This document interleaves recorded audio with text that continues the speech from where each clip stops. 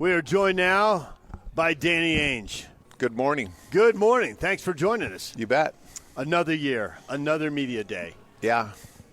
I've been through a few of these. Yeah. But what did they look like when you were playing? It had to be different. I don't know. We're coming close to 50. 50 years. Wow, man. Yeah. Wow. That's a few. Yeah. That is a few. So how is your life different now than it was a year ago, now that Austin is on board and he's got new responsibilities? What is Danny Ainge doing for the Jazz in the fall of 2025?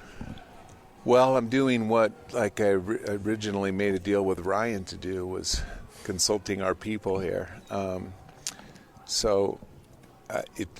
amazing when Ryan called me and told me that we were bringing in Austin, that was a home run for me. But Austin and I have worked together for 14 years, and we know each other really well, and he's got his own way of thinking. But we get along. What I love about working with Austin is we can debate and fight and scream and go play golf 5 minutes later. So I think it's a really healthy relationship, and I'm excited for him. He's been looking forward to this opportunity in the league. And I think Ryan is really going to be good for him. And Austin for Ryan. I think it'll be good, and will. I think that the three of them will get along great.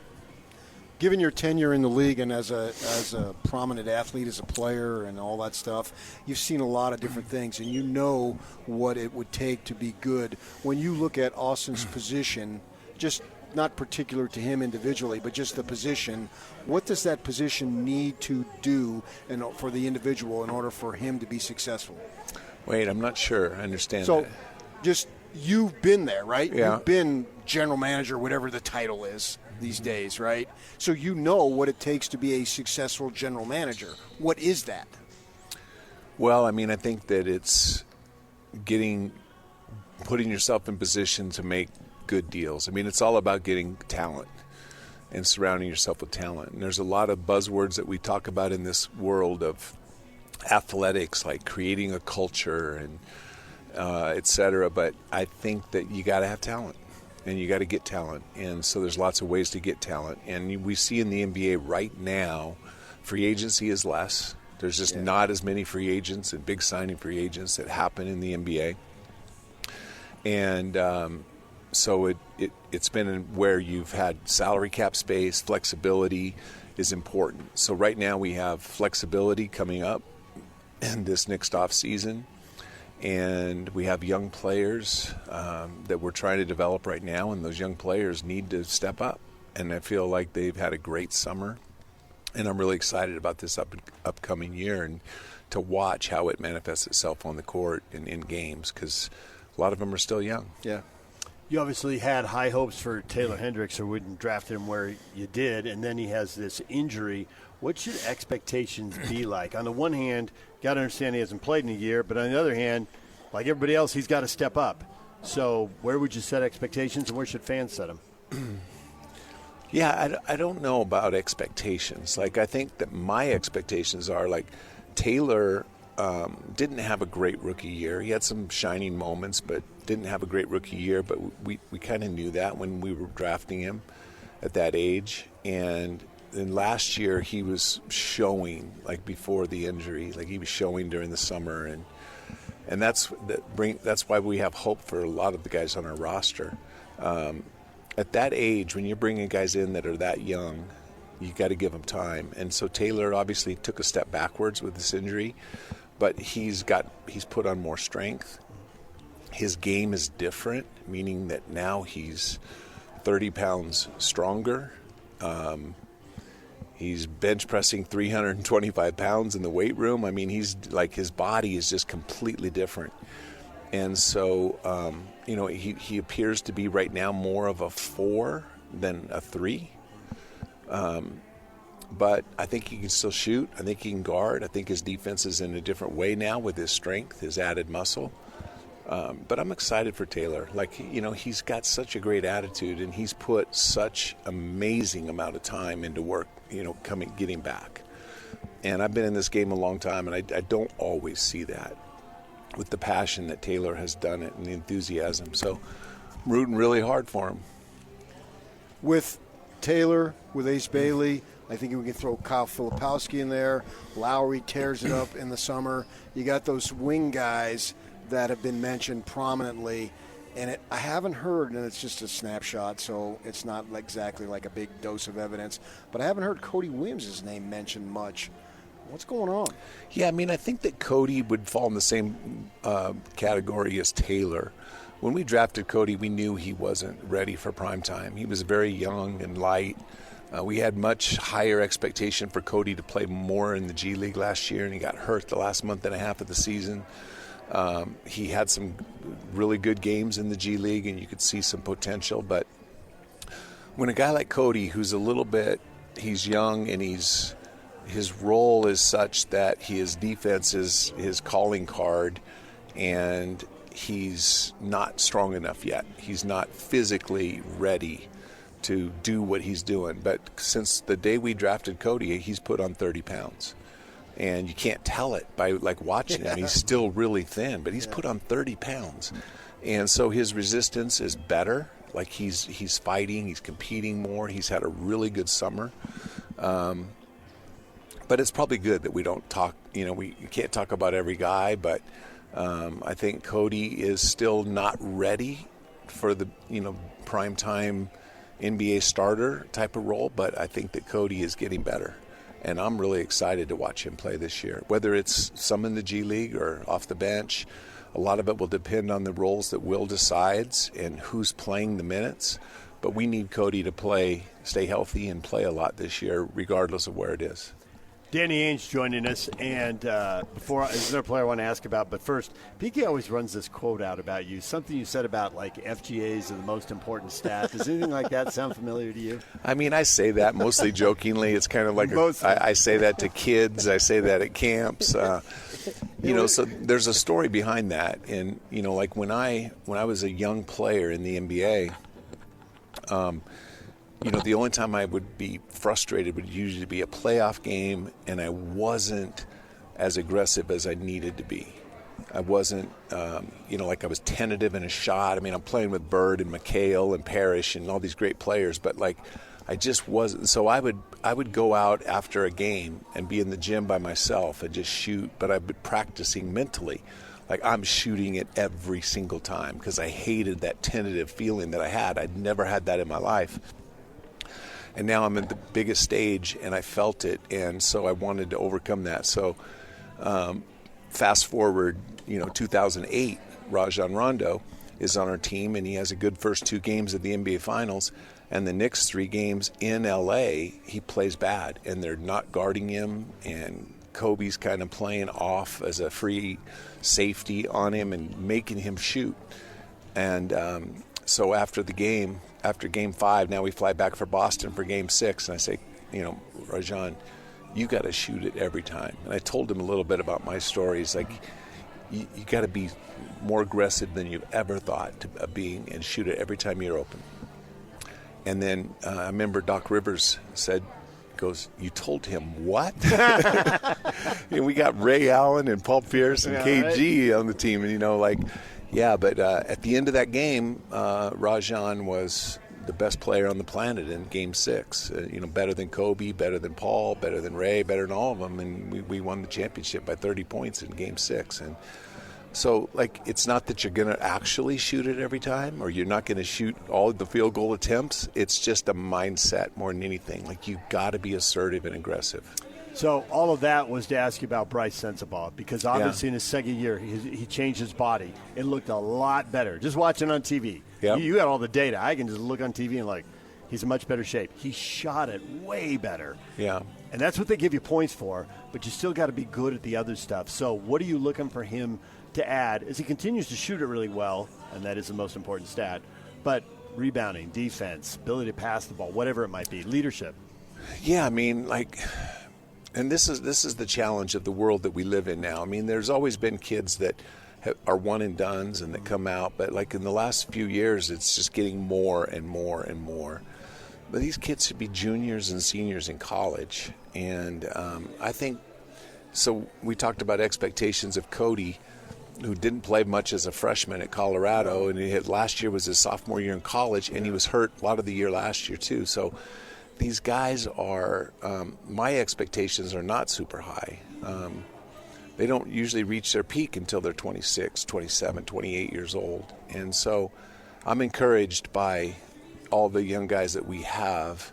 But I think that the expectations are just, it changes when you have these young guys. So Bryce is another guy like that. I mean, he wasn't great as a rookie. He wasn't in good enough shape. We knew that when we drafted him. He's a good shooter, not a great shooter. He's got to get better defensively, and I would still say all those things. Like, he's getting better. He put in a lot of work this summer. His body's even better than it was. Very, very strong, a lot stronger than he was 2 years ago. So, like, he had an unbelievable shooting season last year and summer league, and he shoots well in practice every day. I mean, he's a really good shooter, so we're excited about Bryce. When you were back in Boston, it was viewed as a controversial decision. You didn't want to extend the big money to Isaiah Thomas. You're going to have a bunch of guys that are going to be in that position here in the coming years. What are you looking for in terms of deciding, we should go with this player, not with this player, to lock him up or let him go? Building a team is hard in the world today with salary cap and right. restrictions, and even the teams that have unlimited money in the past, like Golden State and the Clippers. Like, you've seen the adjustments that they've made, letting certain people walk, etc., because you lose a competitive advantage if you're over the luxury tax. If you're over a certain phase of the luxury tax.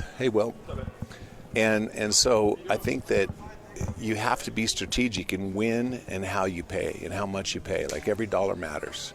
That's what your son said. Is that what he said? Exact quote. Yeah, I mean, like, it matters. Obviously, a little bit here and there, but that's not exact. But it matters when you're building, and the timing matters. And so, oftentimes in free agency, you have a team option. A player has a player option, and like, exercising those options to your benefit in building a team are huge, and so timing matters when you make those decisions. Obviously, with Isaiah, he was a great player. He was huge for us in Boston. Unfortunately, we didn't extend him, mostly because he got hurt. His health, which has proven to be accurate, right. his health was not the same. And what an unbelievable person and an unbelievable player that he was. How much are you going to be traveling and scouting now in your new role? Are you going to be out looking at college kids a lot, a little? Yeah, so I think this year, with Austin coming in and getting acclimated, and he'll be with the team a little bit more for the first month, and November is a big scouting schedule, and Thanksgiving and early November games all over the country. I'll be traveling a lot in November. You like doing that? We'll go from there. That's fun for you? Yeah. Yeah, I saw you for years out on the road. It's a fun part of the game. Yeah. I love watching the young players play today. Yeah, going to practices and watching games. How much do you watch, and there's probably rules about this I'm not aware of, as far as how young can you see somebody in person? How much do you watch them in video, and how old are they before you bother to spend the time and expense, which is obviously time's limited, to go see them in person? How's that working with guys being younger and younger than ever? Well, we have a grassroots organization that is watching these kids play. There's sanctioned events, Peach Jam tournaments, and all during the summer, and then there's your international tournaments. And so we have a grassroots organization that has watched all of them play. Personally, I haven't been as involved in that, except when you have high school sanctioned events. I mean, I saw Cooper Flag, and I can't tell you, I'm not supposed to talk about names of college players currently, but I've watched a lot of these kids that are coming up in this year's draft in some of those sanctioned events. So do you see them at 17? Do you see them at 16?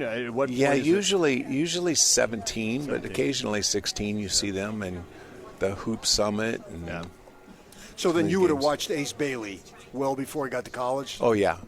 But Ace wasn't as prominent a player, meaning he wasn't playing in as many of those events as some of the other kids do. But, yeah, seen him play for a while, a couple of years.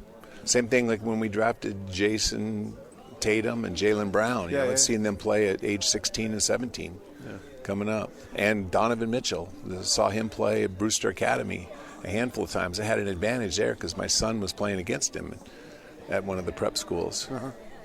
How much are you drafting on measurables at this point when the kids are so young? It's like, that's a nice player, but he's 6'2", as opposed to this guy's 6'9", and he might grow a little more, and we're going to have to teach him a lot, but can't teach him to be 6'9" with long arms. Yeah, 6'9" and long is harder to find than 6'2". 6'2", you got to be pretty special. You got to make it in our league, and so I think both of those come into consideration. But there's not one formula. There's not one like we're going to take. If you got one pick and you're always drafted in the 20s, and your team is really good. You got a foundation 7, like you have a different. And when you have more picks and young players, and you're looking for some guys that can turn into stars, you probably rolling the dice a little bit more with some of those picks. So I think that both are. We take everything into consideration, all the facts that we have. It depends. It depends. It just depends. Yeah. When Bill Walton created a team, what was it? A team app. What am I looking for? A team activity to go see the Grateful Dead. He said you didn't go. Do you regret that? I do not regret that. But here's a funny story of how that happened. Bill's got his own version of the story. He said my wife wouldn't let me go, which is not true, but it's still funny. It is. But Bill came in and he put Grateful Dead stickers on all of our lockers. And so I went up to Bill and I said, Bill, I've listened to the Grateful Dead. I'm not a fan, but I want to be a fan. Like you're in love with these guys. I'm missing something. So can you give me their best song? So he gives me a tape and a cassette tape, and I take it home and put it in my car, and I'm listening to it. And I listen to it on the way to practice the next day, and I come back in and I have this cassette tape, and I go, Bill, I'm still not a huge fan, but tell me their very best song. And he just rips that thing out of my hand. He says, when you're a Dead fan, it's all one song. But that was not my song. I didn't hear one, but I have nothing against the Grateful Dead. And I love that Bill loved them so much. That was really cool. But I could totally hear his voice saying that. I don't know what Bill was smoking to love that song, those songs so much, but. Classic. Danny, we appreciate a few minutes. Thanks for sitting down with us. I know Jazz fans love hearing from you. All right, guys. Thanks. Good talking to you.